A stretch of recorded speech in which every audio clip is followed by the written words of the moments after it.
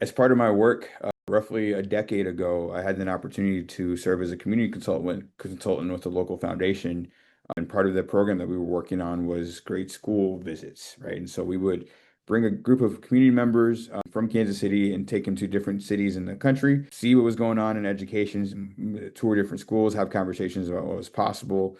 But every time I went to a place, I was like, there's just a lot of Latino students and like very few Latino educators. And so over time, I began to ask the question, like, where are they? Where do they exist? I was in Houston, Texas when like the final question came before like the LEC became a real thing. But I walked into a school and it was 99.9% Latino students, and there was not one educator of color in the building. I don't think there was one staff member of color in the building. Wow. And, I thought it was weird for a place like Houston, right? Like, I could understand like other places, right? Like, Spokane. yeah, I get Spokane, I get Cape Girardeau, I don't know, any place in Ohio, name it, right? And that shows my ignorance, right? But Houston, I was like, wait a second. My wife went to college in Houston. She talks to me about all these different like just experiences and deep cultural experiences she witnessed. I'm familiar that, Texas is like has a really strong Mexican American identity to it, right? Mexican identity to it. And I'm just like, why are there no Latinos in this school? And so the principal, outside of the kids, why are there not the adults in this school? And so I remember asking the principal, I was like, hey, how are you thinking about this? Like, you have this group of students, but your leadership doesn't reflect that. And she had a two-part response. First part of her response is like, hey, we do what we can. We try to recruit where we think is going to be a good fit. And like, it's hard to find. Houston's a competitive environment. Okay. And then the second part was we can teach anybody to teach, but they have to be a good culture fit.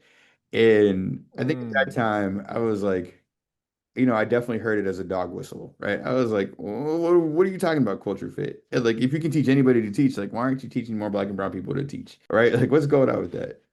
Wow. So that was the genesis of it, of the idea.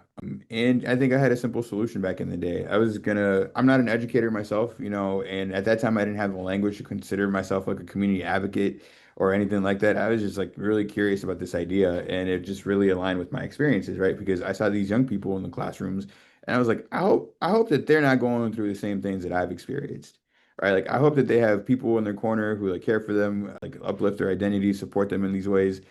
And like I just felt a really personal connection to this idea. I was like, there's young Edgars there, right? Like they are like in these environments. They don't know what's going on in some ways. Like the adults that could help them may not be there.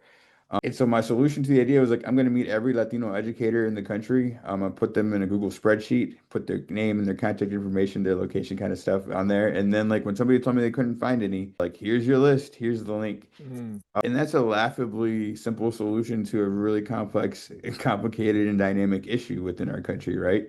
The more that I ask questions, the more that I learn the depth of these issues, right? The intersectionality of these issues with other issues like housing and, workforce development and graduation rates and all the other things that impact why somebody would choose to become a teacher and go into classrooms. And so it's just been a really interesting journey built on the desire to create community and to also build the capacity of people to like continue to show up and show out for our young people.